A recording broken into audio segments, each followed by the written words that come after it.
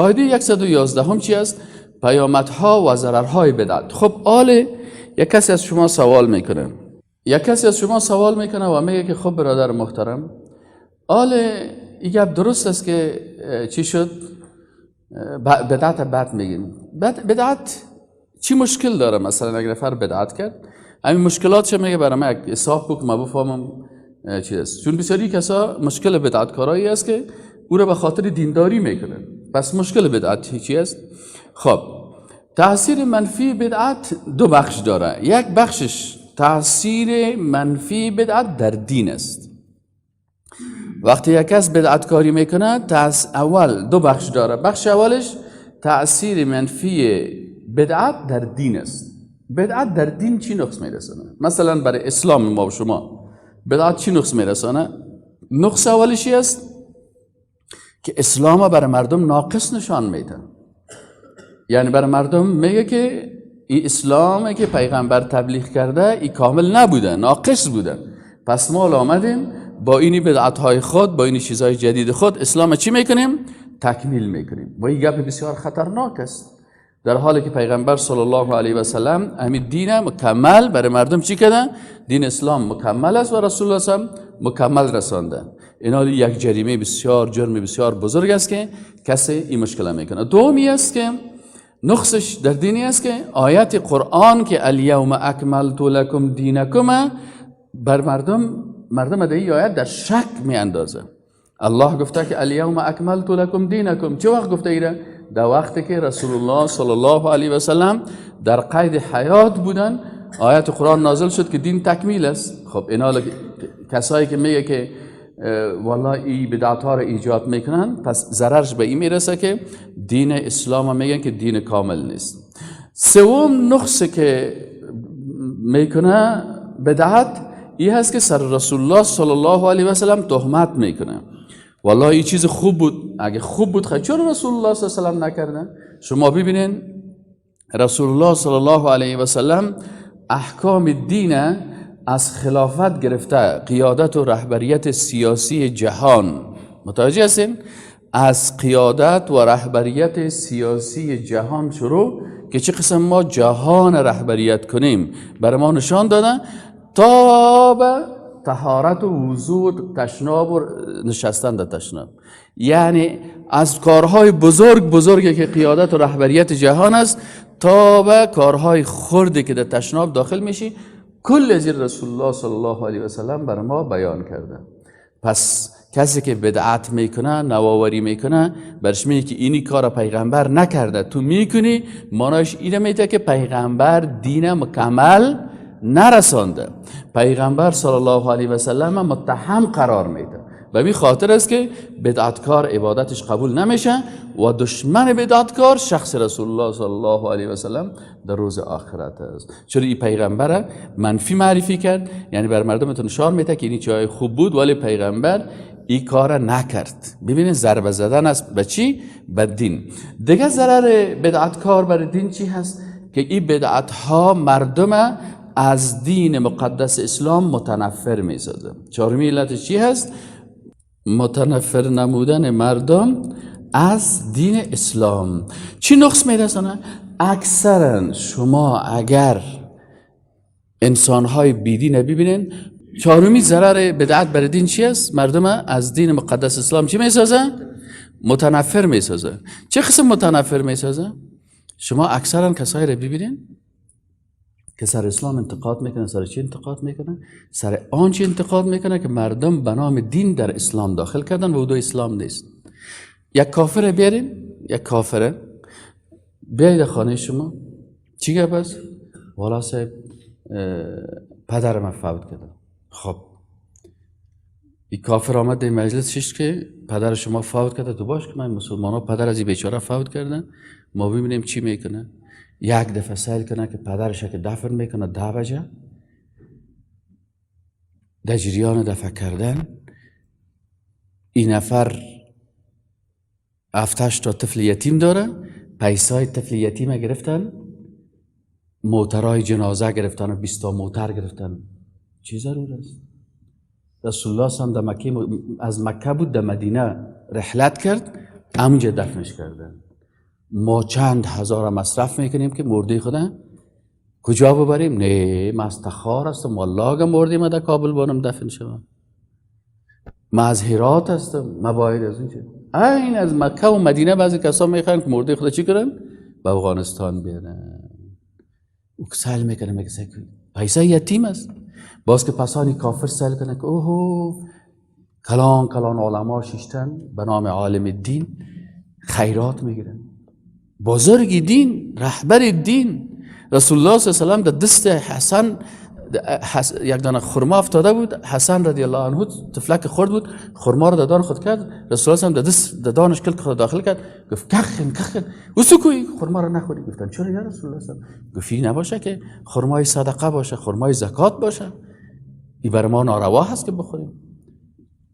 سیکو رسول الله صلی الله علیه و سلم امو سلمان فارسی قصهش میبینین که وقتی که آمد گفت علامات نبوت از یکی از علاماتش چی است؟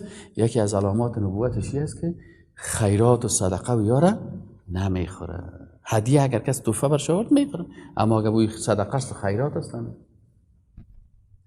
پس حالی وقتی سهل میکنه که نصف مال یتیم به نام اسقاط باز یک دفعه خورده میرن 500 600 700 این پیسه از کجا شد؟ مال یتیم هست نیست؟ اکثرا مال یتیم. بعد از که سهل میکنن که این نفر مرده ایوازه که دیگرها برازی بیاین چی کنن؟ کمک بکنن، یا خودشان آمدن چی کردن؟ 400 نفر چاشت آمد در خانه زندان خورد. کافر که سهل میکنن آیا اسلامی رو میگه؟ مال یتیم بگیرین برای 400 نفر نان بدین؟ ای از اسلام متنفر میشه. در حالی که رسول الله در وقتی که جعفر به شهادت میرسه چی میگه؟ اسمعوا لآل جعفر طعاما، شما برین غذا جور کنین برین به فامیل جعفر. پس اینا باز سهل میکنه خوی روز اول یک فیلم یک گزارش جور میکنه از جنازه مسلمان ها، پرسان میکنه از این طفل متوفا چند تا طفل داره؟ 6 تا طفل داره. چند ساله هستن؟ 6 ساله، 2 ساله، 5 ساله، 7 ساله. چقدر پیسه داشت؟ ولی 5 لک روپیه داشت. چقدر زمین داشت؟ ولی 1-2 جریب زمین داشت. چه شد جریب زمین ها ترای ازی؟ ولی صاحب ای در روز 2 رفت، در روز 3 رفت، در شب جمعگی رفت تا به 40. پس این همی گزارش میبره در کشورهای کفری نشر میکنه که این جنایت و ظلم در بین مسلمان ها که طفل معصوم که مرد یا چی میکنن؟ تمام مال طفل معصومه به نامهای مختلف خودشان میخورن و روز 40 که میشه نه برای یتیم زمین میمانه، نه برای یتیم خانه میمانه، نه برای یتیم مال میمانه. اینا لی کافر میگن. این دینتان میگن؟ میره از امی کسایی که باز پلاو میخورن و الوا میخورن و چی میخورن؟ سبی جز دین است. کافر میگن امی دین است؟ امیست اسلام؟ امیست؟ ما اسلام قبول نمیگن.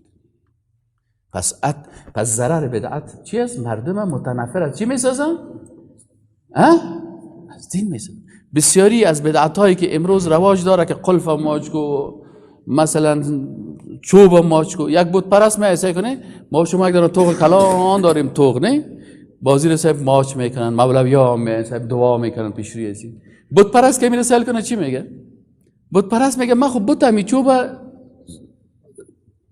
یک کمک زایش هنرنمایی کردم برای سرخی سفیده آرایش کردم. تو چی کردی؟